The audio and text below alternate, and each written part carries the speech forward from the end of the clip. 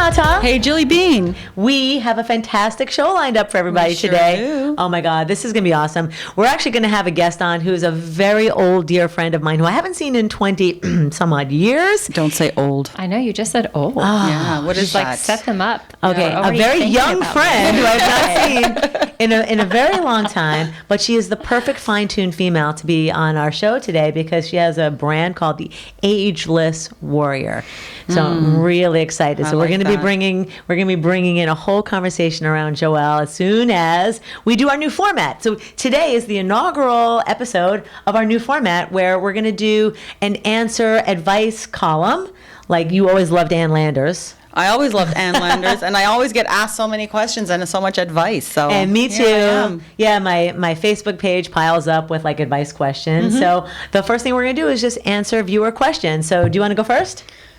Yeah, I'm going to go first because mine is going to be a fashion question, but it's not really fashion. It's really basic. It's just that I had a friend, a woman, who is going to travel to New York. Oh. And she's going to do a lot of walking. And That she friend. is not going to be going back to the hotel to change. So she wants to wear like a little day dress, go tour the city, and then go straight to dinner. And she's like, well, I don't know what to wear when I'm walking because I'll have my sandals, my dressy sandals in my bag, and I can't walk around the city like that.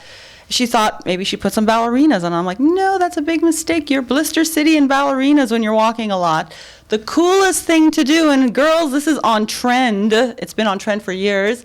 Is just throw a pair of like Converse or slip-on Vans or a pair of sneakers, and you can even roll up a ball of sweat socks on the toe, and you wear those. You run around the city. Everybody can wear sneakers with a dress. I'm wearing sneakers with a dress today. Show them your leg. Well, they're gonna see my Or boots, Put your foot right? up. Or boots, boots. but if right? she didn't want to wear. Boots. She didn't want to have anything heavy in her purse to carry when she changed. So she thought ballerinas are nice and slim. But you know what? You can get a pair of Converse. They're nice and slim. They're really on trend right now. All of the luxury world is bringing them back. So, girls, Nice. Sneakers and dresses, because it reminds sneakers me. and dresses, comfortable. And you know what I do, Jill? I order on Amazon these insoles in terry cloth that are padded. What? And I put those in my Converse, and they're like nice and foamy and cushiony, like wearing Okay, you have to sweat socks. hook me up with those. Oh, Those yeah. are the best, and your feet won't sweat. And you can walk like 50 blocks and just not have one blister. Now, I've had blisters from ballerinas and flip-flops, and Oh, me your too. pedicure gets all ruined. It's not the city to be doing that. Okay. So does Yeah. this look ageless? Would you say this It is is ageless, and it's not only that, it's really cool.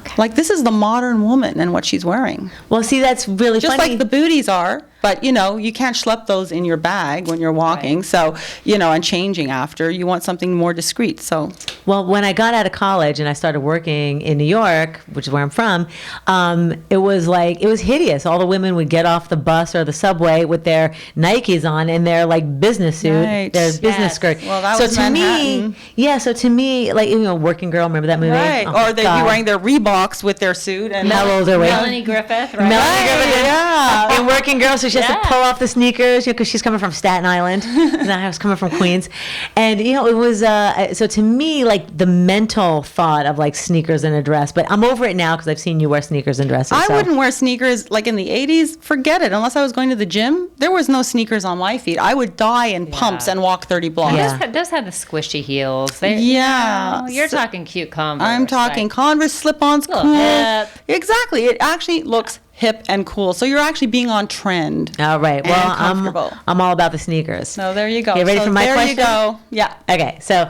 a woman who is in one of my Facebook groups said, all right, I'm in my mid-50s now, and she says she's always worked out regularly and she's always followed diets, and I know her from training her for infomercial groups because little secret is all the people that you see in their before and afters on infomercials have actually had a private trainer, so they get, that's why they say results will vary. It's because they were following a fitness routine, like because the trainer was showing up and they were following the diet. But anyway, so this woman, I knew her from that world, and she said to me, I'm following every diet I've ever done that has helped me lose weight in the past, every type of food that I've eaten that have helped me lose weight, and things that have made me bloated I've gotten rid of. So she says, I've done everything. And this time, for the first time in my life, nothing is working. So I said, you have to look at a few different things. I said, number one is, are your workouts changing? Because as we get older, we actually don't really get to work out less. You think, oh, because I'm older, I need to do lighter and easier workouts. It's actually time to up your weights. You actually have to lift heavier. You may have to do some plyometrics if your knees and back can handle it. You may just have to get into the gym and pump some iron, grab some kettlebells, right? What about just drinking a bottle of Chardonnay and being oblivious Well, to those it? bottles can be very heavy. They're heavy. I mean, I could lift two bottles. Definitely be doing some curls with the And it takes I still think those are too late. I think you need to grab those gallon, Chucky Shaw bottles. just drink your woos away. And then the other thing is you also have to vary your diets, because the same diet that worked over and over again isn't always going to work. That's true. And then a third thing now, so you have to check your diet. The same diet's not going to work for you forever, ladies. I'm sorry. The same workouts are not going to work forever, because as we get older, our metabolisms actually slow down. And so it's time to check things like your estrogen levels and your thyroid levels, because when your thyroid hormone goes down, your T3 and T4 goes down, you're going to start gaining some weight. When your estrogen levels start going down, you may also start gaining some weight. So it's really important to check the hormones, check not only what you're eating, not only the amount of food that you're eating or the calorie counting or the type of diet, but try a whole new diet, and then also start pumping those weights, because with aging doesn't mean we have to get weaker and doesn't mean we have to gain weight. We just have to have better strategies. So I think that was the advice I gave her. I got to tell you that, menopausal women, and you'll see this often, you'll see people that you haven't seen in 10 years, and as they're getting towards 60, they've all of a sudden put on weight, and it's all because of the hormones. So I think hormones is definitely something to check into as a first factor. And then, like you said, increasing your workouts and everything. But you've got to get those hormones in balance and check. I'm a big believer in taking estrogen. And your metabolism changes, so. Metabolism slows down with age. That's why you have to increase your weight training. That's why you have to lift weights more and more vigorously, because we're actually losing muscle as we get older. So the only way to keep the muscle on is to actually keep building it. And that's what keeps our metabolism up, aside from the hormones. But I'm a believer in taking estrogen. I do. Right. And I never want to stop. Right. I get headaches. It's the fruit of youth. Yeah. All right, so that's our advice corner. And we're bringing in our guest, Joelle Mancuso, who is a phenom of a woman. As we were getting ready to shoot, I found out things I never knew about you. Secrets. Yeah. So Joelle, our fantastic Ageless Warrior guest, you actually started off in the fitness business. That's how I knew you from years ago. We were both in the spinning world. You were my guru. You were the first person to actually write the textbook on spinning for instructors to become certified instructors. Yeah, who knew, right? As everyone laughed at us on the bikes. Oh my God. The first year we were at the convention. So think of this. So now there's big fitness conventions every year. The first year spinning came out, it was always aerobics, and all these different kinds of dance and step classes. And I taught like 17 step classes a week. I used to do those, yeah. I taught a million of them. And then all of a sudden, in the middle of this big international conference, there's like 30 of these white bikes. And then there's us, so like 10 of us on these bikes just pedaling still in the middle of a room, and people are like, what are they doing? The next year, Reebok, Kaiser. They decided it was a good idea after all. So we're like a bunch of weirdos in the middle of this convention center, cycling with speakers and listening to our boss, Johnny, give us visualization cues. People thought we were like nuts. Next year, there were 2 more companies. The next year, 5 more companies. The next year, now everybody's got a spinning bike. Anyway, that's how. Yeah, I never knew that would stick around. It's so interesting. My mom actually designed the spinning logo. I know. The spinning man. People have that tattooed on their asses. Is the spinning bike the evolution of the stationary bike that we used to have? So the bike was designed off the DX900 that Schwinn made. And that's probably a design you saw in your grandmother's basement. And so it had been around for a while. And what we did is we were all cyclists, and we would come indoors and we'd do our mental training inside, where we couldn't do it outside or we'd get run over if we closed our eyes and just kind of, went internal. So that was used as a training tool where we didn't have any distractions. Right. And so we attracted a lot of cyclists. So we would take the DX900 and we would kind of Frankenstein it. And we would put our handlebars on it, or we would put our pedals on it. And we kind of made it into a Frankenstein kind of bike until we've got the model that we wanted to have. And so when a company came in and said, we like what you're doing, they actually, for the first time, we had someone come in and design a bike for us. But before then, we were wrenching and just making it work. It was a training tool. It was never about the bike necessarily. It was really about our mental training. Wow. A lot of people don't know that. Yeah, I didn't know that. And look what happened. Yeah. I mean, so put it this way, Soul Cycle and Peloton would not be here if not for this. No, it That's wouldn't. right. I mean, Johnny started a category for sure, and it's here to stay. I feel proud, when I see that it's still going strong. I feel very proud at being at the You were beginning one of of the creators. It's unbelievable. Yeah, Wow. you wrote the textbook. I taught the textbook. I went around the country, even around some I other know. countries in the world. Jill, you were one of the original masters. Yeah. Yeah. So anyway, the fact that it's still around, like Joelle said, is amazing. So you were a fitness person for forever, maybe not forever, but for the first iteration of your life. Yeah. And then when we reconnected, you were now in the beauty space. But then something big happened in between that I didn't realize until we were just talking. So in between the fitness world, and you had a gym, and you finally sold the gym with your husband, and then the beauty world, which is your Ageless Warrior brand and the products you sell. What happened in between all those, how many years? Well, the gym was terrific, and that was something that my husband and I it just was a really great fit for us. That's where we met. He proposed to me on the bench press, which I still have. Oh my God. The other day, I'm like, I think we can let the bench press go. He's like, no, that's where I proposed to you. So Sacred. Joelle Mancuso, you romantic you. He's very romantic. And so I still have the bench press on the side of the house collecting rust. But anyway, it was a great moment. We bought the gym that we met at because we met and we actually got married 3 weeks later. What? And you're still together? 25 years. Oh, yeah. that's shotgun, girl. Yeah. Wow. Yeah. So we bought the gym. Shotgun means she was pregnant. Well, Yeah, no, I shotgun wasn't wedding. pregnant. You haven't heard shotgun weddings? We're not insinuating that you were pregnant after 3 years. but we heard No. shotgun weddings. No, and in fact, that first year was really rough because we really didn't know each other that well. So we didn't have kids. What till made 5 you do years that? later. Like after 3 weeks, like what made you say, yeah, this is the right thing to do? We just knew, and I have to tell you, I mean, I don't know how much information you want about A that. lot. Yeah. Lots. We just, I kissed enough toads. I just knew at that point what I wanted, and I was very clear about what I didn't want and what I wasn't even willing to entertain. And I think as a woman, once you know exactly what you're looking for, you're not willing to take anything less, that thing shows up. Took me 40-something years to figure that out. Yeah. That was Joe. I'm a slow learner.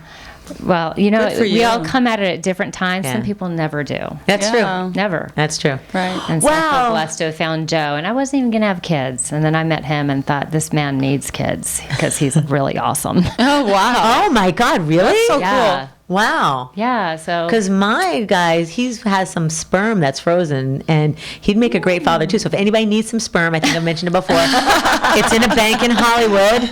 It's for sale because I can't have kids anymore. Now, is he making deposits, or is this something that's just fixed? Well, not to the bank. Okay. So the transition you're talking about. Yeah. I decided when I had kids, I retired from spinning after baby 2 because I get really, really tired of traveling and with my breast pump and pumping milk impossible. and with a cooler and bringing home. Oh my gosh. yeah. It was How do a you do that? production. I'd be in Europe just, with the whole things on and pumping. You're and kidding. Yeah. Women are like factories. I was I'm telling committed. you. Yeah, it's like a factory operation. You have your kid, you got your breast pumps, you still got to work. Guys don't have to deal with that. They just go to work, they eat, they do their sports. I know. You know? I know. So I decided after Babe 2, the third one came, and I thought, I think it's time to retire. So I retired from spinning, didn't go into the gym as much, and I jumped into raising my children. I also decided after some research that I was going to tackle homeschooling. So my phase was the next 12 years of being a better version of myself. That's probably the best way I can say it, because this is my belief. Just fundamentally, children aren't receptacles to fill with information. They're really something to light a fire under, because everything that they need, they already have. They just need to be inspired to find what they have inside that's their genius. And every child has it. And in order to inspire it, you have to be inspired. I was going to say, what even made you think about that? Like, it's just it's a visionary thing in a way. I looked under every rock, and I found some principles by which our households, I just molded everything off of that, called the Thomas Jefferson education. It's a set of principles which required me to be continually inspired. That is not easy, by the way. Wow. So in being inspired, I was an expert in early childhood development. I got inspired about so many things because I wanted to have them watch me and be ignited in their own way. And so it led to me starting a college, a liberal arts college that is now in its 10th year. That's amazing. It's a working farm on 100 acres. It's very unique, very special, and we're really building some amazing people there, amazing young people. How did that opportunity come to you? It came through the Thomas Jefferson education. We were talking about what was needed in our college system and what kind of young people we were churning out into society. And we knew the importance of something called Georgics, which is really working with the land, and everything that surrounds that growing cycle is really the growth of a great human being, from planting seeds to fertilizing, taking care of the seeds, and harvesting. You can see the metaphors there. And so when someone can take something from the very beginning and nurture it to be big and beautiful and wonderful, you're doing the same thing with their minds. And we wanted to create a college that built that kind of human being, because that kind of human being graduates and is ready to lead. And it's not necessarily being a politician, but a leader in their families, a leader in their communities, their cities, and just producing a really good human being that knows how to think about things. Yeah. And we wanted to create that. I'm all for that, because especially today, as these generations evolve, they're becoming so, they're just using their computers and their technology, and they're not one with the earth. Like, I'm a believer that you have to reconnect with the grassroots, and be able to become organic as a person. And that means to have some skill set, because when you're learning farming, obviously you're learning a skill set too. It's a survival skill, really. Right. I mean, you can, if you ever needed to have food, you could grow your own garden and have your own vegetables, and and you're learning about how to be patient with things, that it doesn't come instantly, that you have to let it grow, you've got to nurture. So you can become a better parent, a better, like you said, a better leader. And I think those skills are highly missed today, because everybody's racing. And everything is instant gratification oriented. And children are a little more disconnected, I feel, because they're more into doing this and playing, or on their cell phone. I've seen couples, young kids, dating and eating dinner, not even talking to each other. They're both on their phones texting or reading things. And, we're losing touch with each other and with earth and with what's natural. Yeah. So I believe that's a really good thing, because it really gives a very grounded skill set that's lacking. Can I interject a really interesting factoid? We keep talking about this book, Sapiens, because it's like 900 pages of like, wow, I didn't know that. I love those books. Yeah, wow. Make you think. Yeah, oh my God. So this book was just like, I've been obsessed with it. I've listened to it for like weeks. I finally finished it. One interesting tidbit that you guys just reminded me of, and not to say that there's anything bad with farming, because of course my fiance comes from a farming background or a ranching background, but in the book, the author says that when 10,000 years ago, when we started agriculture, is when we became crazy, stressed out workaholics. Like because that's all of a sudden when we had to work 24 hours a day, we had to worry about the weather, we had to worry about the seeds and the crops and famines and diseases and stuff, which we never had because people didn't live on communities. Everybody was, was in a tribe, and everyone had to like travel and move and travel and move. So they never had like diseases, and parasites on bugs on plants, because everything was just picking it as you go. So he said the demise of, and nothing against the college. I mean, I believe in farming. I would love to have learned, but he just says that what created the human condition as we know it today was learning to farm. No, that's really interesting. He said we were more relaxed and less stressed out. I find it very therapeutic. I do my own gardening. Like, I plant all my flowers. I love, and I was brought up with a family. We did composting and we did our own gardens. And but let's say you're responsible for feeding the entire population. But I just think and it's all on you. It's a great stress release. The minute I'm digging in the earth and I'm planting my flowers, I'm forgetting everything else. I'm just focused. I think you both brought something that's really interesting, because what you said, I absolutely agree. Right. And what you're saying, I absolutely agree. And you had to be careful with new innovative things that you don't throw the baby out with the bathwater. And that is that the advent of farming and staying in one place was great in many ways, but it also had its weaknesses in many ways, like what you're saying. And with the advent of the internet, we are so connected. Our information's at our fingertips. How exciting is that? The world, I can know anything instantly with a touch of a button. But do we know some bad things happening because of the advent of the internet? Yes. It's how we interface with those things. So I think there's a good and bad with any new move towards some way in our culture, and our job, I guess, is to look at it and pull the good out of things, minimize the bad, habitual things that can happen, and don't decide to cast anything out, but be very aware and know how to think about things and be very discerning, especially today. Internet's awesome, but you really, there's so much information that you have to be discerning. You have to know how to look at something and find the truth in it or not. Right. How do you teach people to do that? Well, and there's the good and the bad. That comes with education, and that's what the college does. Okay. That's great. one thing that colleges have professors, right? What do professors do? They profess. A college's job, in my point of view, and what our college is teaching, is we teach them how to think by asking great questions. It's called the Socratic teaching method, right? So we ask great questions so that the young person decides or figures out how to answer questions by continually asking great questions. I love that. That's so participant. It's different than standing and just listening to it's not someone a lecture. profess. It's a not good a lecture. college for me, because everyone says you always answer a question with a question. I said, what's There wrong you with go. that? No, but it's so interactive because the student becomes part of the process rather than just sitting there and having to take these notes, and they don't understand. They may be afraid to say something, or We can't graduate these kids No. and have them not be able to think and process and come up with questions that Right. then Use can their elicit great mind, questions right. and think deeper. So there are lots of colleges that teach in this way, not enough of them. What's the name of the college? Montecello College. And that's in? It's in Montecello, Utah. Wow. And what's the capacity of students that you have? Our capacity will probably hit at 150. It'll Okay. be small. Oh, when great. you get in groups of more than 150, there's something that shifts. And so that's kind of a historical number of the village of 150, that things get unmanageable and lose quality above that number.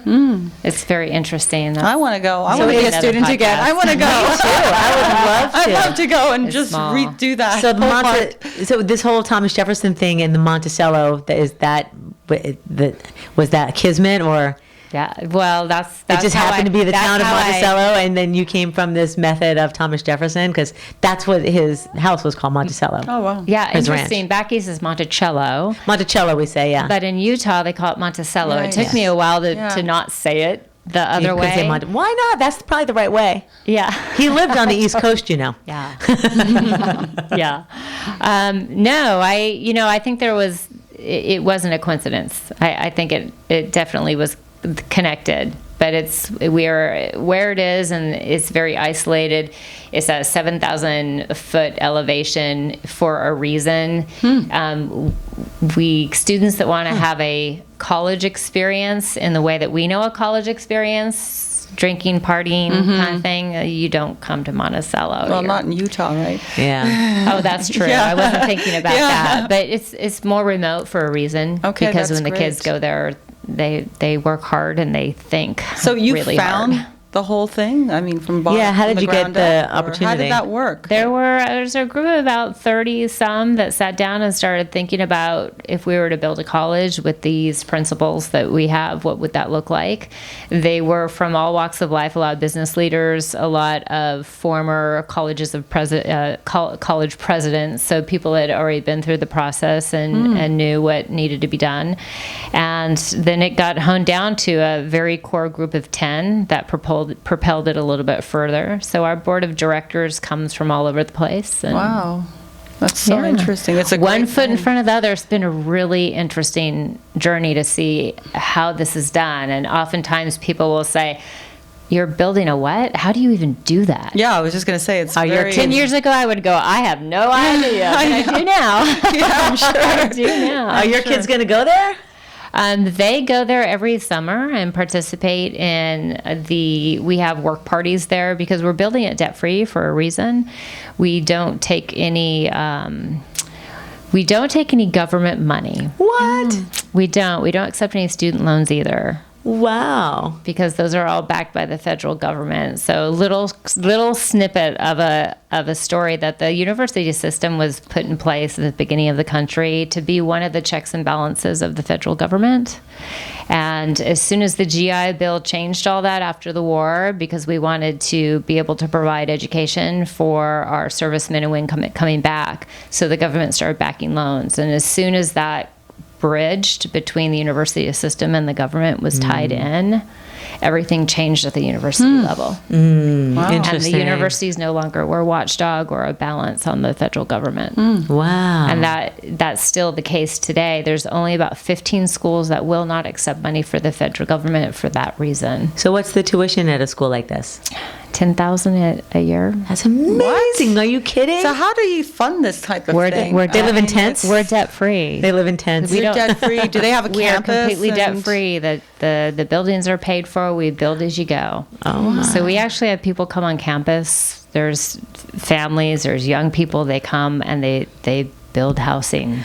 Wow. That is mind-blowing. It's crazy. So is it actually open for I didn't even know enrollment something now? like that Yeah. could exist. I mean, Yeah. How do funding people- is everything. How do so- people apply? Yeah.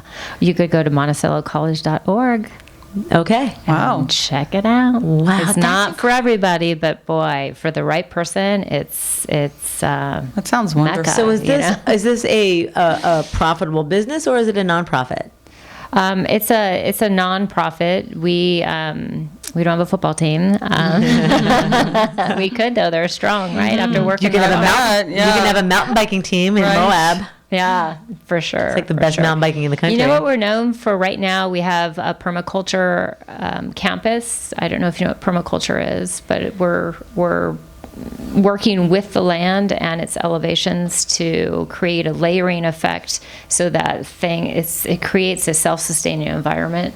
So everything that's planted actually does something for underneath, and everything underneath one layer, another layer, it benefits from, and we work the soil and we plant in It a kind of certain way. fertilizes itself, basically. Yep. Right. Exactly. When's your TED Talk going to be on this? Exactly. I know. There's a couple talks there, but Seriously, TED Talks. And who's Joelle teaching all Mancuso. this? Like, who's teaching all this gardening or working with the earth and this? we have really passionate mentors. Okay. So we don't have professors. Right. We have mentors. Okay. That's what we call them because they mentor. We look for a young person's genius, and we figure out how to ignite that even to higher levels. I'm still trying to find if I had any. My age. It's a lifelong quest, I'm like, right? I knew maybe there was something in there, but no one ever found it. All right, so all that shit happened. Mind blowing. Since I Crazy. Okay, so home education. Yeah, you know what? College. That made me a much better person than I was probably when you knew me. A lot of growth. through my kids. If you allow it, kids make you really amazing people. What was your husband doing at this time? Was he nothing? Absolutely nothing. You know what? He was paying the bills. Quite honestly, he was at the gym and working hard. And he has another business, Chameleon Technologies, which is a home integration business that he's had. It's very highly successful. That works in this area. What is home integration? It's anything that works on a main brain in a home, from lighting. Oh, technology integration of the house, yeah. like smart home. Yeah. Smart home technology. Got it. Yeah. Okay. Yeah, it's probably the easiest way to say it. Yeah. And so he was doing that. I mean, paying the bills and making sure that we could do the things that we needed to do at home. That's cool. And just being my main support person. He's just always been behind me. That's really great. Whatever thing I'm doing, he's like, whatever you say, honey, because I know you've researched it. my So whatever you God. say. So you've got a great partner there, Yeah. very supportive. I do. He's very Good supportive. for you. Oh, when he just took you to Europe for your birthday? You know what? Actually, I took that's him right. to Europe. Right. You correct me on that. This is a good segue. Exactly. Oh yeah, ding, ding, ding, ding, ding. Okay, so out after the homeschooling happened, you went into your next career, Yeah, and that's so- how you went to Europe for your so birthday. I graduated my two girls, my first two. My sons actually went to high school because it's really hard to homeschool and play football. It just doesn't work that way. So Right. he jumped in, and he's doing really well. He's ending his junior year in high school now to play football. And I thought, I want to do something. I have this itch. And I think that as women, we have different seasons we go in and out of. And I've spoken to women that have a hard time with the motherhood season because they feel like they've kind of left their before kid life. Right. When it was Winter is just coming. it's just like, now I'm how many times do we hear I'm just a mom? Yeah. But what do you do? yeah. I'm just a mom. Yeah. Because I believe there's some sort of feeling that it's a just something, as opposed to it being a very celebrated season that you don't stay in. Mm-hmm.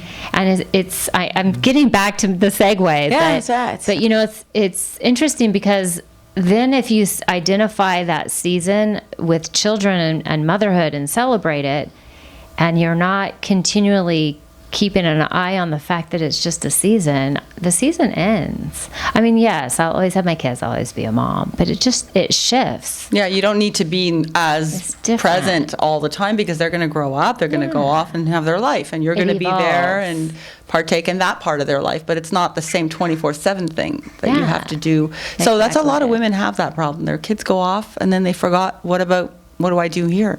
What do I do now? Yeah, I read something in a book once. I don't remember who it was, but I thought that was interesting. And what I read was your kids are never yours to begin with. Right. You're just there along for the ride. Right. And that was just kind of a shift for me. I That's was a like, really great thing to say. But it's true. It is Yeah. true. But when I see them, I understand it now.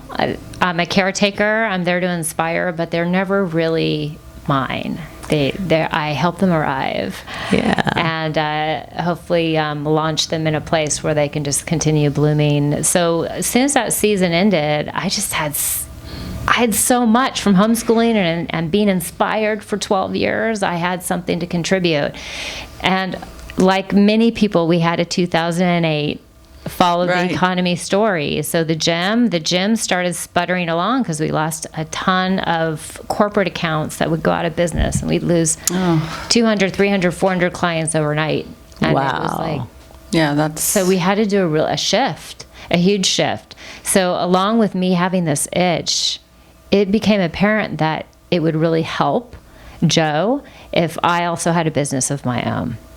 So I was looking, and I didn't know what I was looking for, but I knew that something had to come. And of course, if you believe in manifesting anything, someone knew I was looking because I got a phone call and someone said, you got to take a look at this company. And the company, do you want me to mention the company name? go I don't ahead. have Go to. ahead, So absolutely. the company was Jeunesse Global. And what was great is their entire product line was about longevity. And here I am, I'm nearing 50. I'm 53 now, but I was I was like, okay, this is kind of right up my alley Yeah.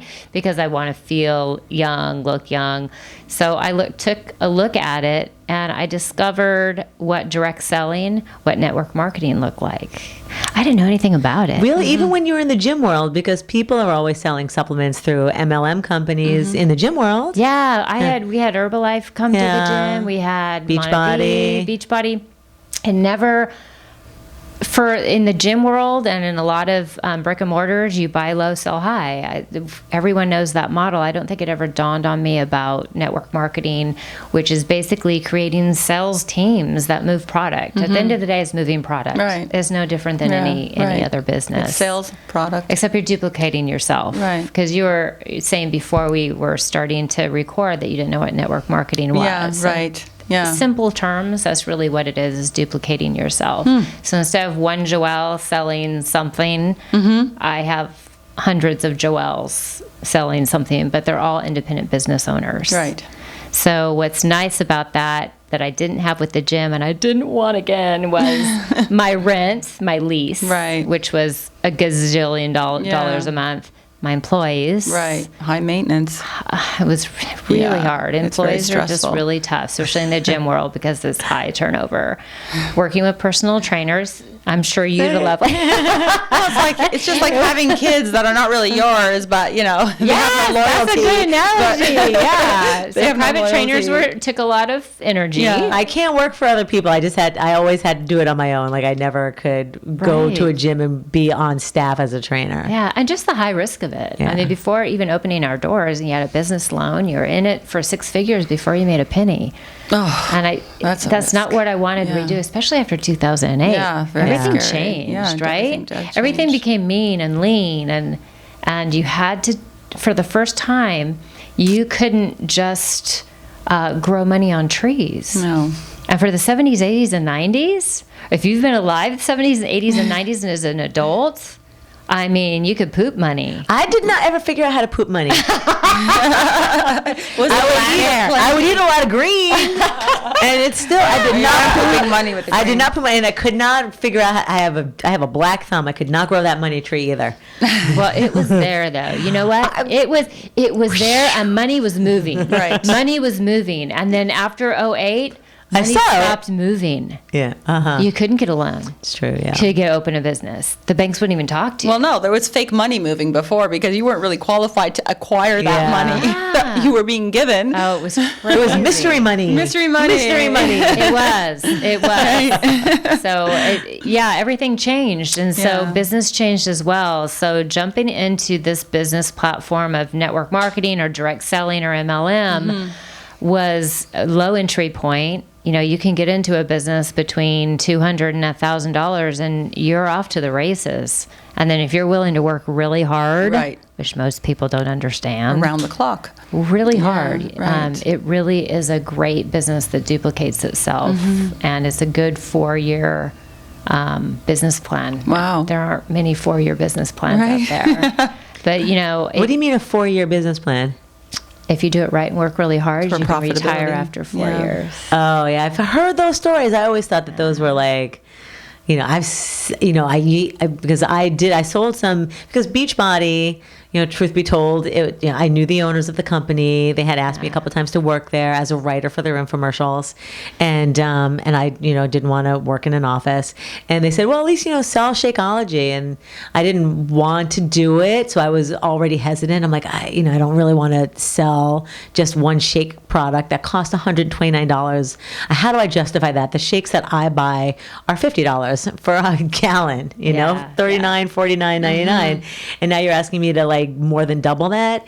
But I got guilted into it, and I was like, all right. So I was resentful of doing it, so I couldn't make anything of it. But the people who are at the top of the food chain, oh my God, millions of dollars. They own gyms and millions of dollars selling Shakeology and Beachbody products. Yeah. But this is what I found, and kind of I think it's a great business platform. There's so many good things about it, but the low entry point means anyone can get into it. Yeah. Most people aren't naturally entrepreneurial. So in order to jump into a profession as an entrepreneur and you're not, you have to study. You have to educate yourself. It'd be like saying, for a couple $100, I'm going to try this doctor thing. What do you mean I have to go to school for 8 years? Yeah, right. Can't I just work, do it? Yeah. And it, like any other business or any other profession, you have to be a professional. The only way to be a professional is you have to study it. You have to understand it, and you have to do it well like a professional. So the low entry point is great, but The commitment. it also gives a false sense of what's expected in order to be very successful at it. So you have a lot of people that have false expectations of it. Maybe they've been promised. Well, that's how they get you in. Now, in my case, it was a little different. It's because I personally knew the owners of the company. Right. I had been in their videos. I had dated one of their trainer people. I'm sure they were like, Jill Brown, she's gonna fly. But it was begrudging because I really, I didn't want, because at the end of the day, I always feel in MLM or in network marketing that when you're talking about building a team, it's like you're creating a sales force. It's a sales job, and I just have to really, really, really believe in a product and believe that there's nothing better out there. Absolutely. And Their workout videos are definitely the best out there on the market. I can't deny that. And the shakes were delicious, but I couldn't tell people to spend $129 on 30 days for shakes. Believe in what you have, and also the whole selling thing is more network marketing because it's more marketing.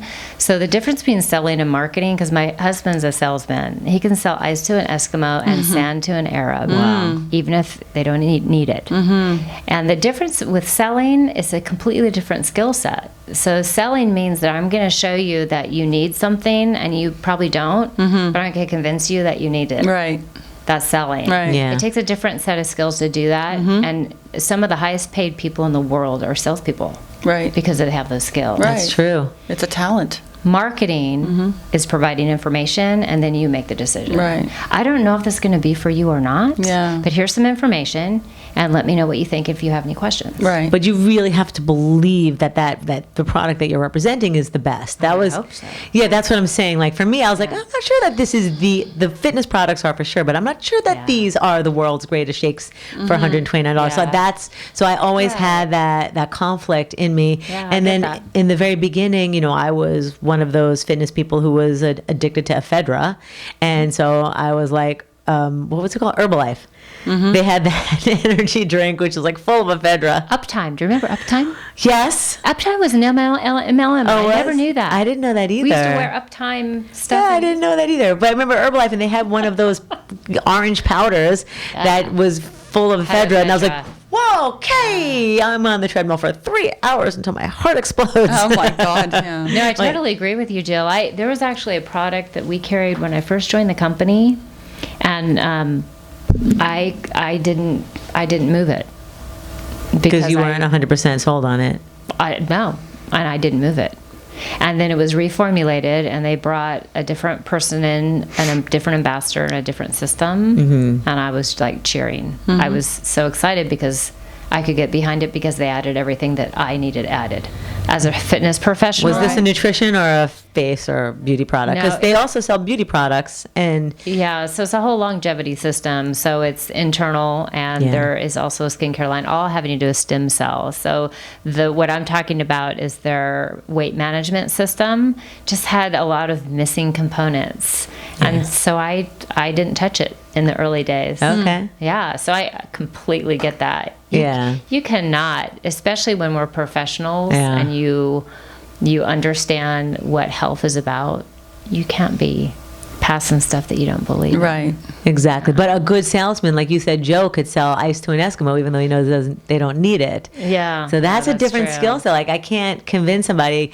But like I was just on HSN doing Home Shopping Network for an EMS electronic stimulation belt that, it doesn't melt fat or do cardio for you or anything.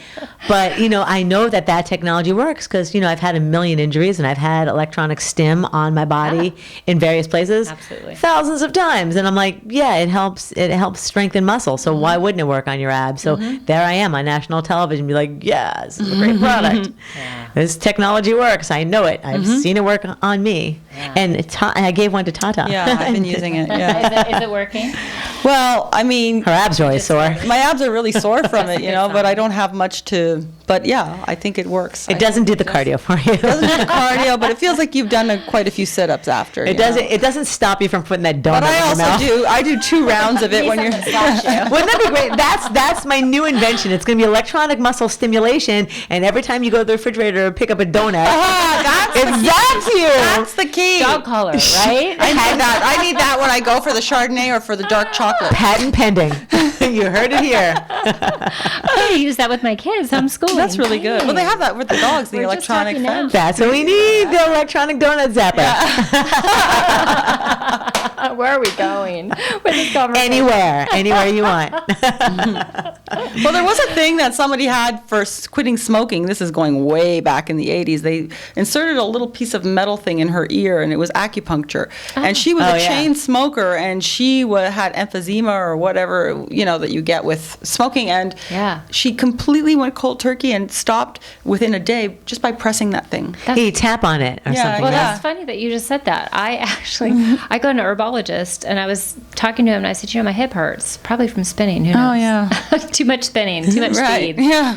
And he said, well, let's get some acupressure points in your ear and take care of the hip pain. It works. And I was like, okay. So I have it. You can't see it. Oh, really? Yeah. Oh, yeah? Yeah. It's like Oh, my God. Does it hurt? no. Well, let me quantify that. So they're just little. He was laughing at me because I'm I've like, seen "There's those. needles in there." He's like, "There's no needles, Joelle. It's just like a little tiny plastic bead." I'm like, "No, it feels like needles." Because he hit a pressure point, one for my hip and one for my hip joint. The hip joint, it was so painful, and then the other one, the hip, wasn't as painful. And I left his office, and lo and behold, I've had no pain. I need that. None. I need it too. I have 2 hip issues, Right. and I need that. I literally lose sleep at I night believe from my it hip because pain. this woman, she was a chain smoker, coughs, being and gathering. She was on a oxygen thing, and she couldn't quit for the life of her. She was going to die that way. And this thing was a little metal disc in her ear, and she just pinched it. Well, I'm available to sell these products on HSN. You sound amazing. I want to try your thing for my pain. Yeah. I definitely have to It's do been that. I didn't know they amazing. had that. I've seen them, and people tell me, my acupuncturist put this in there, but they never told me it was for the hip right there. I've done acupuncture with the needles for migraines and stuff, and it hasn't done anything for me. And I have So- it. I have as well. When I was cycling, I went to acupuncturist a Yeah. lot. But this is just something new. I went That and is had this done really last cool. week, and I'm so pleased. Oh, my yay. gosh! Yeah, We have to find that. Oh my We God! wanna go. Yes, yeah, that's much fine. nicer. Yeah. with the Ah. hip pain gone. So this is like a health clinic, or is a He's an acupuncture clinic? herbologist. Herbologist. So and muscle testing. So he tests what foods and nutrients are good for me and what aren't good for me, and everyone's wow. completely different. Is he way up there by you? He's in Westlake. Oh, okay, I might have to take a drive up there. I think we'll do it Do you know they have a Four Seasons there? We can go to the spa after. Let's do it. Let's do that. We'll go to the doctor and then go to the spa. I don't Let's mind that. do That that. sounds like a girl's trip. That's a great idea. And then you'll meet us We at the need Four it, Seasons. and then we'll have a little, happy, there. I would like happy that. moment. Well, I'm really interested in you just telling us about like how this MLM thing or network marketing is working for you, because I think a lot of people in our audience, women in their 50s, really feel like, after I've quit my corporate job or after I've raised my kids or both, Right. what should I do where I can be in charge of my own Well, time? change is hard when you're used to something. I was used to a rhythm for 30 years. You're changing your whole rhythm. It's like you stopping what you're doing now. I know. And what are you doing the next day? And I mean, I might go back. I don't know. I'm in a transition right now, but right now it's a transition. Yeah, who am I? Exactly. Yeah. Like all of a sudden you have this importance and people need you all the time and they're running to you. Exactly. And then all of a sudden it just comes to this standstill. Yeah. And it could be seen as really freeing and like euphoric, but it's actually very scary It and an is. insecure spot. It's not easy to figure out what you should do Right. and what would turn you on, so to speak, and make you excited. Where Monday is like, it's Monday. Yeah. Right. It's Monday. Yeah. Exactly. And it's funny. My husband says to me, I'm still depressed on Mondays. Like, what? Why? people are. You know, what is it? Is it just the word Monday? I said, pretend Monday's Friday in your mind. Like, change the psychology. Yeah, reframe it, Yeah, right? yeah. I always see Mondays as a restart. It's like brand new. Yeah, me It's a too. new It's like birth. exactly. It's it's a birth. Yeah. I'm a new person. I've renewed myself. You're at the starting line again. Yeah. Anything could happen. I have that last glass of Chardonnay on Sunday, and then I'm born again on Monday, clean. On Instagram, it's not called Motivation Monday for nothing. Exactly.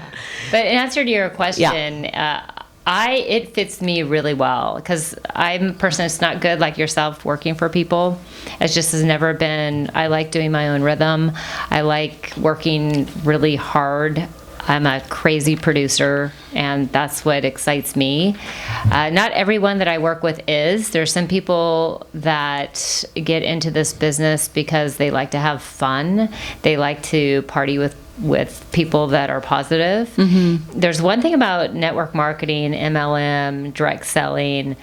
It is a self-development business, with a paycheck. It's impossible to do this well without improving yourself. That's great. I have heard that. Wow. It's very true. So this is really interesting because I'm fairly new to it. There's some people that have been doing it since they were 19 and they're life, networkers. And this is very new for me. I've been doing it for under 4 years. And I've watched people that started with me that couldn't even get the words out to share that they had something amazing. And today I'm thinking of someone in particular that is just a rocket ship. I mean, and it's not because all of a sudden something happened out of the blue. She is continually like chopping wood, been working on her self-dialogue, believing in herself, knowing she's worth something, knowing that she's enough, knowing that there's a different way to reframe challenges that come your way. All that work that she's doing has allowed her to expand herself. And so she is attracting the success that she's having now. Good for her. It wouldn't have happened if she just kept doing What she was doing. Right. It just wouldn't have because I didn't call for it. Right. But you can't do this business without being better. Yeah, I gave $20,000 to Tony Robbins over the years. Talk me through all that stuff. I sent 2 of his kids to your college. There you go. You've contributed nicely. Yeah. So yes, it's nice. It's because you can build your own hours. You can work from your laptop. Yeah. The internet obviously has changed it. We all know with the internet age, especially with the millennials, they know this type of marketing because it's affiliate marketing. Yeah. Affiliate marketing isn't exactly the same thing, but it's the same idea where I point you in a direction of something I like, and because you know me and I've influenced you, or we have a relationship, you go and you check out that item. Yeah, I do that. I mean, that is part of my income. But affiliate marketing is very small. I mean, I find a product, I like it, or the company sends me a product to try. And if they say, if you like it, talk about it a little bit. I do. They send me a couple of bucks. And I'm like, that's because I liked it, And if I didn't like it, I got a free product. But that's something that's very new. I mean, now you can get onto Amazon and have your own influencer page where it's all your favorite things and you get a little piece every time someone buys from it. Yeah. And so this way of thinking, this new marketing, it has so many components of network marketing and relationship marketing. Yeah. So it's very much of an influencer type of thing. If you are someone that has lots of influence, it's very easy for you to say, I think I have something great. Do you want to check it out? Yeah. They're more apt to go, Jill Brown, yeah, I'll check it out because I know you, I see you, I watch you. Yeah. And I use it, so And you're an influencer. Yeah. And so it's very similar. So network marketing, even though it's been around for 100 years, it's really morphed, and it hasn't even hit its stride yet. And especially with the internet, and especially with the young people growing up understanding this type of being an information tour guide as opposed to a salesperson. Right. Yeah. Check this out, check this out. We do it all day long now. Totally. And so it's just beginning. Well, it's almost like basically what we did socially. Like I'll be sitting and talking to you as a friend and saying, hey, I found this great new product. You got to try it. Now you're just posting it and you're getting something for it, basically. Right. which Exactly. is, it's like a self-made. But in network marketing, it's you are creating a full business because you're creating a sales team. So affiliate marketing is if you're looking at this as a business, affiliate marketing is very small beans. It's Yeah. like, at the most I might make $1 from the Right. sale of a product. Like that's big. Yeah. Right. On Amazon, I have a lot of 10-cent. Bought that book, 10 cents, 10 cents, 10 cents, 80 cents. The first year I did, I made 83 cents. That's it. You can retire. You're rich. You're I done. sold 9 products for 83 cents. You're done. But with MLM, it's a whole other thing because you actually have a whole team and you're making money on the money that they make. So every sale they generate, you get a So percentage how are of. you getting this whole team together? I just wanted to get more clarification Yeah. on that. So it's really interesting how it evolves. So I have people engage in my business in many different ways. I have people that come in as wholesale customers. They just want to get a great price on some great products. They will pay a wholesale $29.95 and they'll get access to wholesale pricing, just like a business would opening any wholesale accounts. Right. And they're just customers. Okay. And they use the product and they're happy as could be. There are some people that really have something they want to afford. Maybe they want to make a couple extra $100 a month. They want a better car. Maybe they want to send the kids to a different school. Maybe they want to buy organic all the time and shop where they want to shop. And they'll come in and they'll just make a little bit. I call those more hobbyists. And we have a lot of people that do that. And then there's some people like myself who come in and want to make a career of it.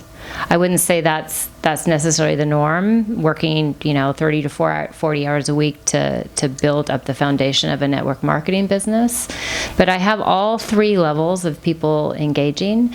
Now, sometimes the customers, I have many people on the team who will start out as customers and love it so much that they're like, well, I have so many friends that want to know why my skin looks so good or why my energy's increased Right. or why I'm sleeping finally. Right. Can I sell this? I'm like, yes, you can. You have a wholesale account. And then they decide to do that. So they're buying it wholesale, this product? Like, I mean, I'm not understanding, where does the product come from? What's the... You mean location as far like, as... who's developing the products that are being... Like, so the product for you? is manufactured by Jeunesse Global. Oh, okay. They're a USA company. So you're just working with products that you particularly like? For myself, I have some people like personal trainers who only work with the weight management system, and they don't. Their influence isn't in the skincare market, and so they don't use that product. Okay. For myself, it's all about longevity. Right. I'm all about Ageless Warrior. Right. So anything that's going to work synergistically to increase my youth and hold on to it, slow down aging. Right. Yeah, I'm selling everything. What kind of products Yeah. do you use? Is it skincare? Is it Yeah. foods? Is it supplements? What do you use to stay Supplements ageless and beautiful? skincare. What do I use? Well, I use everything. My philosophy for staying young is really keeping the cells at homeostasis. So there's different ways. Food, number one. I think 99% of your health is going to come from your food and your stress levels. Stress is huge. Huge. People don't think about that. No, Sleep. that's Oh, like huge. a silent Sleep is killer. really important. Yeah, so sleep is an issue because as you age, you become... I find I'm restless at night now. I don't sleep as well. I mean, You have to protect your sleep, that's Yeah. for sure. I actually just downloaded a sleep app this morning so you have different rhythms during your sleep. And if you actually have your alarm go off in the middle of deep sleep, it can actually cause your whole day to just be a mess. Right. Yeah. Have you tried, Jill, any of the sleep apps? where I've not, but I've listened to like 6 hours, maybe more, of interviews with Matthew Walker, who literally wrote the 900-page book on why we sleep. He's the foremost researcher on sleep. Yeah. He's the man, Matthew interesting. Walker. And so the more I have learned from Matthew Walker, the more fucked I realize I am. It's information though, so at least we can shift things. But Yeah. I've been learning a lot about sleep because I know sleep is one of those things that we, for some reason, after many, many years of habitually staying up and watching TV and the effects of blue light and the effects of our diet and the effects of our stress levels have a lot to do with what we think as aging, but it really is an accumulation of some really bad habits that happens to show up after years of doing it. Right. And we all think it's just because we're old or we've been on earth longer. Right. And I'd like to have people rethink that. That it's really about shifting the habits that we engage in, as opposed to thinking it's just inevitable. Yeah. I heard growing up my entire life from my mom, bless you, Mom, but she's always like, well, it's just what happens when you get old. Well, it's just how it is. Because I have a lot of friends that, as they're going through their menopause, they suddenly can't sleep. They have heightened anxiety when it gets dark at night, and everything, just keeps them up, and their heart races, and and I used to think, oh, that's not going to happen to me, and now it's starting to happen to me, and I'm like, oh my God, You might find this interesting, and so I was researching today about sleep, and my husband goes to sleep with the TV on. And I'm like, that's not good to go to sleep with the TV on. It works 100% if I hear the TV. Yeah. So get this. So the TV, how can he go to sleep with the TV on? I can't, but he can. Right. It puts him to sleep. And so this was the thought today that I was listening to, that we are used to be in tribes.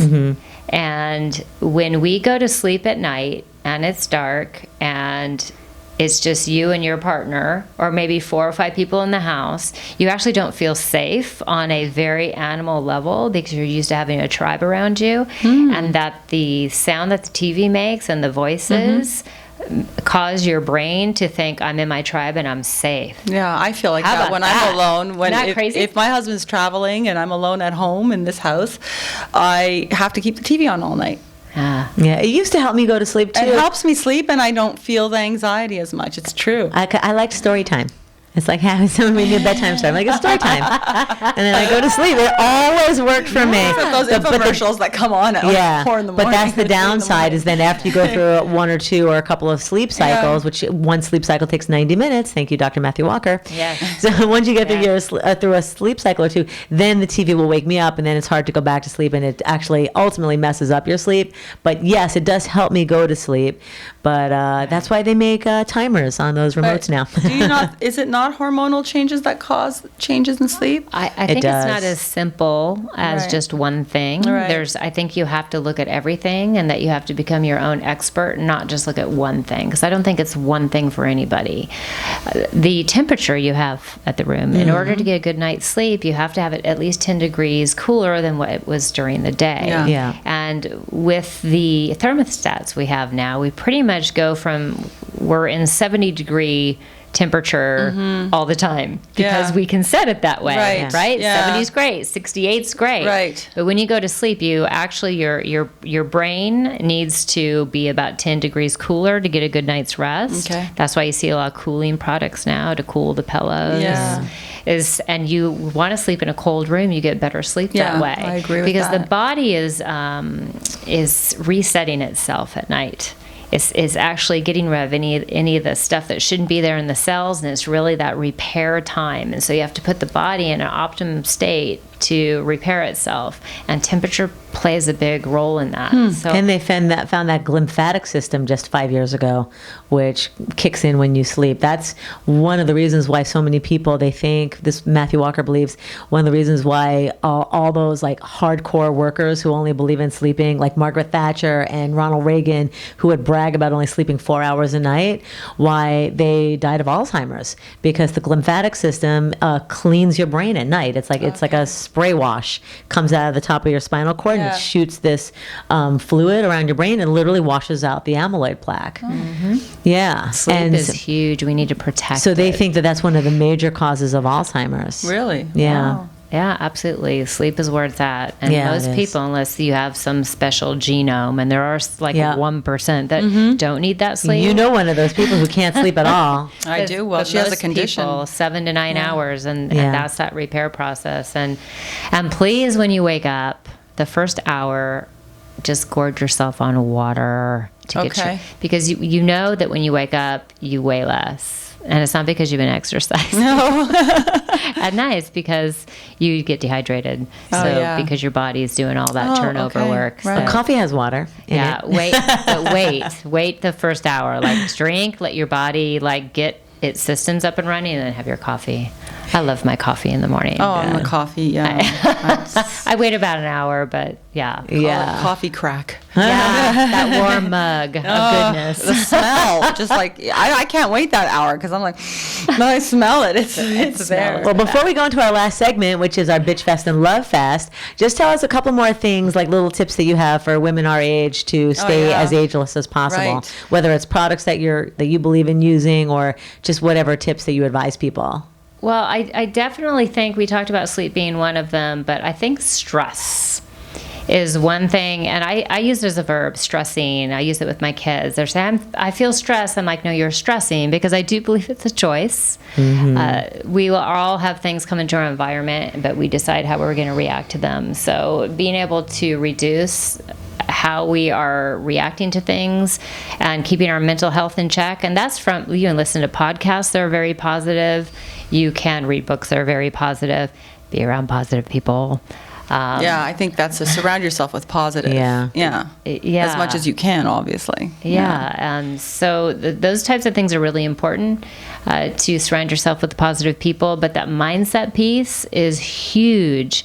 As product-wise, I do believe in supplements. I don't think our food is grown in the same soil that was 200 years ago. For sure. We are just stripping it to death. Eat organic as much as you can. But you do need to supplement. It's just required. What type of supplement? One size doesn't fit all, but you want a good multi. The multis are changing. They now know about stem cell health. They know now that they have to look at telomeres and the DNA support. So we're seeing a different generation of vitamins come out. It's not just your A, B, C's, and D's. Right. But there's now formulas coming out that are looking at brain health and just really looking at cellular health on a much higher plane scientific evidence. And so you really have to do your research and find those vitamins that are out there.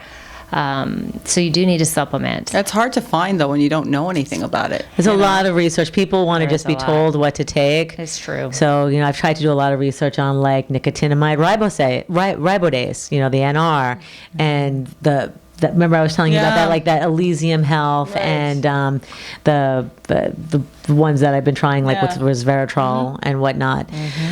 Yeah, but is the resveratrol breaking the brain-blood barrier? Does it have ECAP results? What are ECAP results? I mean, there's so many things to know. There's so much to know, and then you have to know exactly, what's the right dosage. Well, you don't even know what your body needs. Like, what if you're producing too much of something, and then you're adding it because you think you need it? Yeah, it's really complicated. It is complex. At least a good multi. I have to take vitamin D. Here's what my method is. I say, go to 23andMe, spit in a tube, send it in. I did that. Yeah, me too. Did you find it works? Yeah, I also did the pooping in a tube. Oh, yeah. Spit and poop in tubes. Nailed it? That's not easy to do. No. Actually, you don't poop in the tube. And then you can do the dry urine one for your cortisol, because what's waking you up at night is a cortisol splash. Like you literally get a hit of cortisol, and that's like, and that's that. I wake up and it's like an anxiety attack. And that's a hormone from your adrenal glands. So it is. That's your fight or flight or freeze. Yeah. So that's my fight or flight or freeze. That's something that was built into your body for survival.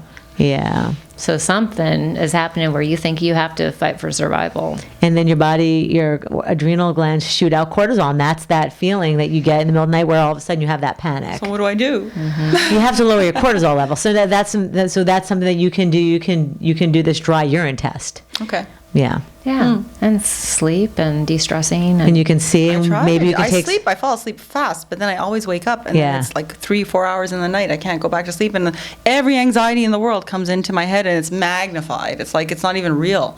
And I have to take it down a notch. I have to go in the kitchen, start to read or something, because I got Well, that's what wakes us up, is cortisol shooting out. Yeah. I never had that, by the way. I was always the most sound sleeper. And I remember my mom used to tell me that she could never sleep, and then she passed away young because she had high blood pressure. She didn't and sleep. She got an aneurysm, right? Yeah. And so, and then I have high blood pressure because it's an inherent thing in our family, even though I'm in top shape. And I have no reason to have high blood pressure because I don't smoke or do anything excessive, and I exercise and eat well. But it's true. It's like this inherent thing about. Well, I have to like point that out, actually, the inherent thing, because heredity is like 10% of your health. 10. And your mind plays the rest of the part. So if my mom died of cancer and I have cancer in my family. Right. Well, that's why they always tell you to get screened. I'm going to, that's something I have to worry about and think about and get tested about. And that dialogue, the internal dialogue, it has power. So is it better not to know? I mean, I love doing 23andMe because I found some like really weird mysteries solved. Like I was like, wow, that's why that happens. But don't let it define you, because then if your internal dialogue is this is what I have. It pre-programs you. I'm on Alzheimer's. I'll probably have Alzheimer's. Oh my God, I could have Alzheimer's. That programming is more powerful than 10% of your genetic Really? possibility. And I always thought it had a lot to do with genetics. No, it doesn't. They're Well, finding out it lifestyle doesn't. for sure. But if you have that double APO3 gene, you're pretty screwed. Like if you have 2 alleles for APO3, or is it 2 transcriptions of that gene? It's like those people are like, you have something like a 92%, I'm forgetting the number, but it's up there, percent more chance than anyone else. But that's not most people. I mean, it's just like the people that don't need to sleep. It's a very tiny percentage. Sure, but if you test that, you would know, and then you can really like, okay, I don't want to be in that percentile, and maybe bring it down through your lifestyle. So I think it's important to know. Yeah, because Absolutely. Know what your genetics are, but also know your power to have a full life, that they don't define you. Right. Yeah, that's the thing. Everything's good. It's all knowledge, right? I mean, you mentioned lifestyle. I mean, that's huge. Lifestyle's huge. Yeah. That's what we always say is epigenetics loads. No, sorry, lifestyle. Wait, your genetics loads the gun, and your lifestyle pulls the trigger. Oh, I like that. And then I forgot what I was talking about. Said. Epigenetics. Yeah. So your genetics will load that gun for you if you have those genetic traits for high blood pressure. Jim has familial hypocholesterolemia, and then for Alzheimer's, like your step grandfather. Well, that was not a blood relative, right? But yeah. So you just have to be careful of that, and then your lifestyle can actually preclude that from happening, or make it happen worse. Absolutely. You have more control than you think. That's true. Sometimes that's scary to think that you have all the control. 'Cause then all of a sudden you have to take personal responsibility. Well, it also is because you feel like you don't, because you're like, wait a second, why is this happening? I'm not even thinking about this. And it all of a sudden creeps up on you and goes, boom, I'm that's back. why I'm super fascinated with I'm here. Epigenetics is what I think is just super fascinating. Like I was telling Anita a story a long time ago when I was first starting to learn about epigenetics, is like, for example, I know some women who are super, super, super fit, right? But how is it that their kids are obese? How is that, right? And the mother's super fit, the father's skinny, but the kids are obese. Yeah, I can understand that. That's epigenetics. So literally in the womb, because this mother was always dieting and always exercising, the fetus got the message that famine. Starving. I'm starving. Yeah. So so when the baby came out of the womb, it automatically had an automatically slower metabolism to save food. So everything that this poor kid ate, she would just gain weight, and her mother is that skinny and her dad's that skinny but taller. Yeah. So all this dieting in the 80s gave us our... so that's interesting. So definitely there was no obesity in her genetics, but her epigenetics, the lifestyle of the mother, created that in the baby. Wow. That's the most powerful story I can think of. Wow. Yeah. That's in my fitness world. I'm like, wow, that's wild. So don't that's diet like powerful crazy. to think about. Yeah, so that's my example for epigenetics. Yeah. Okay, bitch fest. Bitch What fest. are we bitching about today? Well, Jill wants to bitch. Oh, you want me to go first? You've got a big bitch. Yeah. So this has driven me crazy forever and ever and ever. But I teach at one of these like uber chic gyms. And I think I was at that Uber chic gym. yes, you definitely were. So it's a very expensive gym. It's a flagship for the biggest brand in fitness gym. So for Equinox, I think most people know that I teach classes there, and there's a lot of people with Lamborghinis and Bentleys and what's that crazy BMW with the wings that fly up, like the new BMW. And so they have these cars that cost more than my first house. Not joking, more than my first house. Right. And can you get your water? I'm trying to get my water. Yeah. Get that I'm water. stretching. Obliques. And so they're going to the gym, they're going to meet their trainer, take their class, whatever, do their workout in their workout clothes, and they have handicap placards so that their car doesn't get scratched, so they can park in the biggest space. They're the fakers. Yeah. That drives me crazy. Listen, if you can walk, just park farther away, use the valet. Do you say something, or do you just kind of keep it on the down low? Because One day I did see this one guy, and I said to him, and he's working out, he's pumping his weights and doing his squats and stuff, and he's in his 60s, and I won't mention his name, and I just said, hey, how did you get that handicap placard, by the way? I'm just wondering. He's like, oh, it was from when I had my hip surgery. Oh, that one like 5 years ago? Because when you have a hip surgery, you walk out the door. Yeah. You go in the morning, you walk out a couple of hours later with a brand new hip. And with a handicap placard. Yeah, and a handicap placard. And so, his Ferrari is like right up front. First of all, when you get your hip replaced, if your hip is in that bad shape, you probably couldn't even get in and out of a Lamborghini or a Ferrari to begin with. So just those people that abuse the system just because they want to keep their car looking Then nice. just send someone out to break their legs, and then they'll be handicapped. Then they really will be. Or what's wrong with the system? Let's make this Why happen. doesn't the system ask for those back, right? Yeah, Afterwards. right. No, or- they should. That would be probably really hard. But to get. abuse is everywhere, Jill. Yeah. Well, anyway, it just drives me nuts because you're at a gym. I know. You're clearly not handicapped. They It's need not a you know physical what? therapy. It's they not a need hospital. an 800 number that you can call in to report Rat people out. Yeah. Well, I'm ratting you out, Ferrari man. we have that at License at the number. golf course. I am a part of a golf course club that's really mountainous in the valley, and there's these people with this handicap thing on their golf cart. Like, how are you playing golf? How you doing 18 holes up and down? Because they have to drive up to their ball, get out of it, and hit it. And I'm like, No, I didn't know about this. Wait, that you can have a handicap. You get a blue placard flag. It's a and blue you can flag. go onto the. you can go, like, there's certain fairways you're not allowed to drive on. Right. They drive right up to their ball, they get out. They have all these privileges that the rest of us folk don't have. Now, I did not even know that if you're existed. handicapped, if you have an ailment, like I have a sore back, I can't play golf. I don't know how these people are. Handicapped golf cart. Yes. Privileges. Yes, you do. Wow, I had no idea. Why are you playing golf if you're handicapped or you have a handicap? That's a new level of activity. And I don't mean a golf handicap because that's a term. I mean, yeah. So All right, there you go. What's your love fest? Oh, no, you didn't do your bitch fest. You're not bitching about the same thing as And me. I don't really have a love fest, but my bitch fest is that I don't understand the system of tipping. Oh, yes. Okay. We talked about Like, that. why is it necessary to tip an Uber or a cab driver and not a bus driver or a pilot who's actually landing and you're alive? Yeah. It's your life at risk. Why do we have to do a cab driver? Like, what's, I don't understand the line of tipping rules. Like, you're tipping someone who does your hair, but you're not tipping the person that you're buying your pair of shoes from in a store that's servicing you. Like, And if anybody needs to get tipped, it's that pilot who got you somewhere alive. like,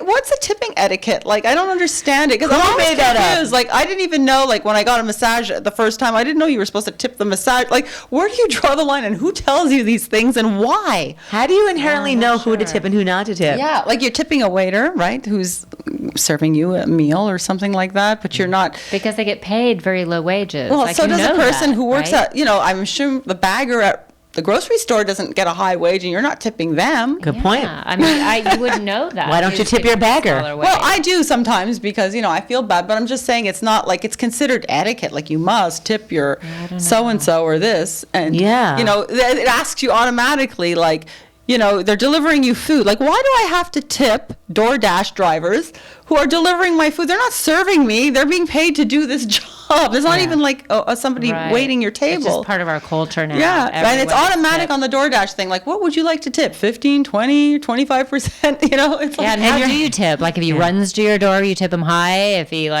saunters to your door, I do it just because it's part of etiquette, and you don't want to have somebody, I don't know, spit in the food. But you just do order 10%. I mean, Yeah. what do you tip a DoorDash guy? like 15%. Is But they that give the you going 10, rate? 15, 20, or 25. It's your Do you choice. tip That's your another thing. babysitter? Yeah, well, I mean, that's what I'm saying. Who do you tip? Like, where do you draw the line? Yeah, do you tip your dog walker? I tip my dog groomer But why not tip the dog walker? because I'm the dog walker. Well, I know, but see, theoretically, if you had a dog walker, why don't you tip the dog walker? But you Right. tip the groomer. I know. It's just, I don't get it, and I don't understand also, it's like, I'll go to a restaurant, it says gratuities included, and it's this and this and this. Additional gratuity, and it gives you an option to add more. Right. Like, so you're already feeling guilty because you're like, ooh, if I don't, Yeah, you even know? when you go to the counter, they always ask you if you want a tip. I never tip those. And It seems you're silly going me. to the same place all the time, so you don't want to get like that, stinky eye when you Yeah. go there. Like, there she is, the cheapo, who doesn't give the additional tip on top of the gratuity that's already included.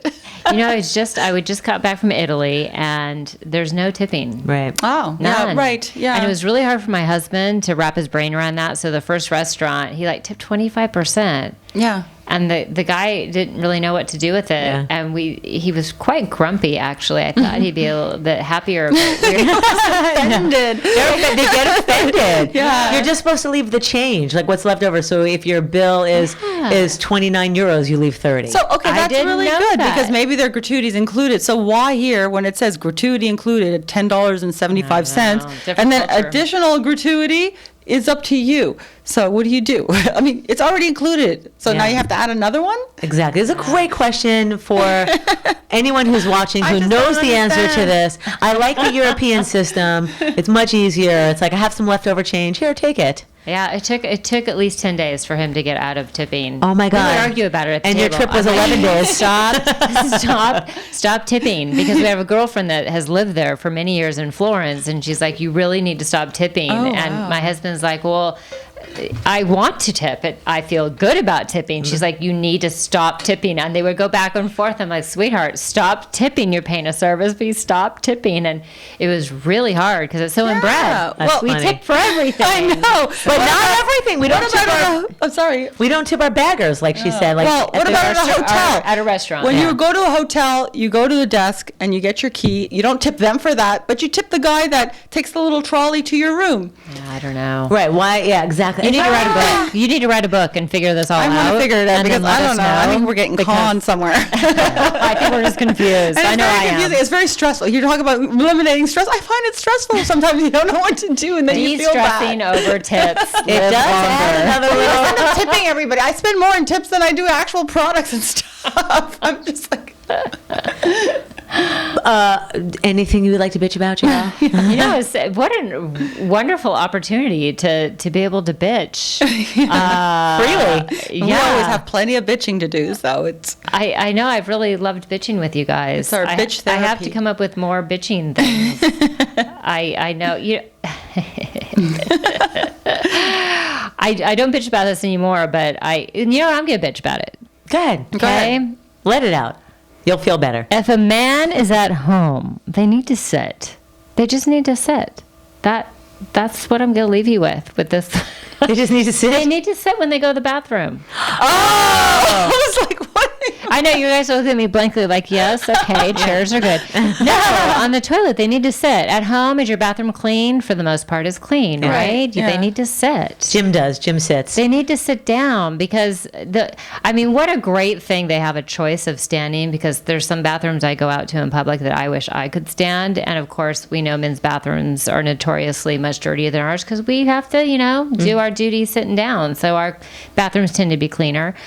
But when they go home, they're still standing for the most part. Not in my house because You've taught Joe to sit. we've actually, you know what? He used to train a cancer doctor that worked with prostate patients, and he said, it's healthier to sit. So if I can pass something on to didn't know whoever is it. watching, your husbands, get them to sit because it empties their bladder out more completely. I didn't know that. That's awesome. Great tidbit. And therefore, it's healthier for their prostate to sit. And it's not as messy and noisy, but It's not. It doesn't splash. There's no splash factor. They get to relax. They can even read. But men have it made because, the world is their urinal. They don't have to go find a toilet if they're on the road. They just pop out in the But if bushes. they're home, Anita, they need to sit down because then we don't have to be stepping in when they aren't aiming quite right, and they'll be healthier. And when they're out in public, go for it. Stand. I will stop bitching to Jim about sitting too much because Jim is a sitter because he's the slow peer.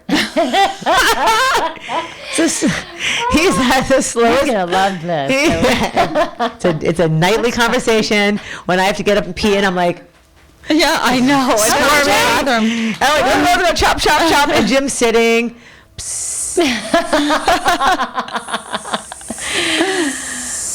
Well, let's celebrate Jim's. His prostate is smiling. It is. He had his check tell recently. my husband that. So Jim's prostate is in perfect health, but he is the slow peer. Like, it just takes forever. I'm like, so truly his whole bladder is emptying. Yes. And that way you don't have I fell in the toilet because the toilet seat was up, but it was 3 a.m. Well, exactly. You know? Oh my gosh, I have to. Do you guys have those lighted things? That, Oh my God! It changed my life. I don't have it in my house. I just moved a tenant into my rental property yesterday. Oh, today. Wait, today. Today. He moved in today, and I was like, "You're going to find a surprise on your toilet." His toilet lights up. Wow! It's this little clip.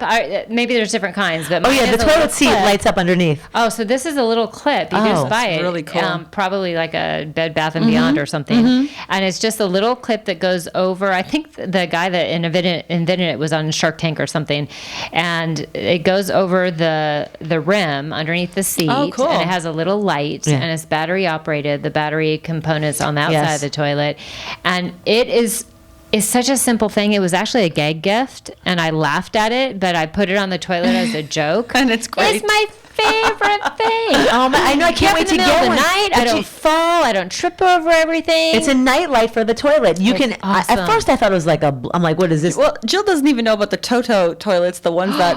Oh yeah. Oh, I have. Oh yeah. Well, let me just tell you one quick tip. You can live on that thing and not get up for it. I have to try the Toto. But one thing you have to know is that those toilets with the lights, you can actually buy the seat already with the light in it. Oh, yeah. Yeah, I didn't know that. Yeah, you don't have to buy the separate attachment. Yeah, this is just a little toy, but you know what's great is it senses that you're coming into the room and I can have it in teal. I can have it in lavender. That's so cool. nice. It's kind of like Mood lighting. It's like it's like it a makes mood you seat. happy. It's like a relaxant. Yeah. They have to make it where you sit down. If you're happy, it turns a certain color. that's Maybe nice. that's weird. That would be The odd. seat a little. Maybe a little odd. Okay, so we just did her Love Fest. Mm-hmm. So what's your Love Fest? I don't have one today. I'm still bitching about the tipping thing because I just can't get over that. Okay, well, I have a Love Fest, which you turned me on to, which is just one of those new online, so we never have to go to a mall again, is revolve.com. Right. It was just a really great, I heard about the site once from you, and I went on there. Yeah, and so it's not just like Zappos, it's everything you can possibly want, like all the clothing, the shoes and everything gets to you. You don't have to pay extra for 2-day shipping. Like it's automatically included, so you don't have to pay for Amazon Prime. Oh wow. Yeah, and I got everything in like 2 days. Well, what do you get?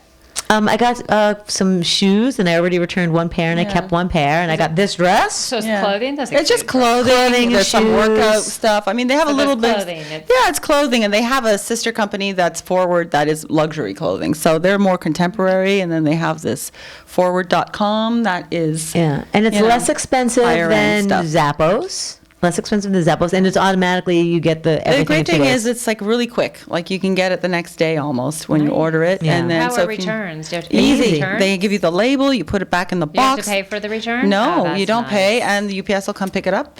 That's Yeah. nice. You don't, have to lug down to the post No, office. you and don't do have all to go to that. the post office. You have UPS will come pick it up. Wow. What's so it called again? Revolve.com. Revolve.com. Yeah, Revolve Clothing. Yeah, so I was super psyched because you had mentioned it once, and I never checked it out. And then I was in a desperate pinch to buy some shoes for this affair that I'm going to on Sunday, and I'm not going to have time to go shopping. And boom, like there they are. The Right. shoes are here. Exactly. Yeah. Because your other ones that you I like ordered that. from Neiman's or whatever, they're not even going to make it on time. I know I ordered a pair like a week Yeah. ago that I still Unless haven't you pay the gotten. $25 for the next day shipping, which you don't want to do. I assumed Right. if I had more than a week, I wouldn't need to Normally do that. you shouldn't. No. You And know what's cool about these things is that that online experience and how easy it is making customer service better. Yeah. Right? It's really thinking about what's going to be easy for you because it increases sales. And Yeah. so we're going to be taken care of a little bit better. well, like all my Convenience. working mom friends who like have, high positions and they don't have a lot of free time because they have their kids and then they have, their work hours, which are like 12 hours a day. So they just order everything online and they order 2 sizes because you never know if it's going to be the small or the medium. Like you're never sure about the fit. And then it's just so easy to return, They just have somebody pick it up. Or they go- Amen, convenience. Hallelujah. Zappos started it. It was a great idea, but now, there's more companies doing That's it. So great. Yeah. that's and it's for children's clothing too. There's, Yeah. websites that do that. I love How not about paying- pet clothing? Does that have pet clothing? They don't have pet clothing. No, they're just more women's wear stuff. But I just think more and more companies are going to start automatically giving you the 2-day shipping, so you don't have to pay the $100 a year for Amazon Prime. So, Yeah. amen. I like that. Amen. Yeah. And Well, there's a lot more ovation. websites I can introduce you to that are like that. She is really researching. So I might research anti-aging and sleep and science, but she is researching all the shopping sites Shopping. I will ever need my in my forte. life. There you are the perfect person. We have mold into one perfect woman. Perfect. If we morphed ourselves. This has been so fun today. You guys are great. Thank you. We enjoyed you. You're so informative. I've learned a lot. Well, Yeah. Thank It's you. been so great sitting here and talking to you guys. Yeah. And you're so inspirational, as you always have been, and now Thank you. even more. Thank you. Thank you. Well, thanks for watching Yeah. Fine-Tuned Thank Females. you. We're going to give you some information on the Ageless Warrior and how to get in touch with Joelle. We'll have that underneath the notes below. And then anything cool that we mentioned, we'll make sure that we put down on the bottom of our notes. And if you liked today's show, please give us a thumbs up and subscribe to our channel. And you will be the first to know when a new podcast or vodcast launches. Yeah. All right. I'll see you next time. All right. Bye-bye. Bye. And that's a wrap. That's a wrap.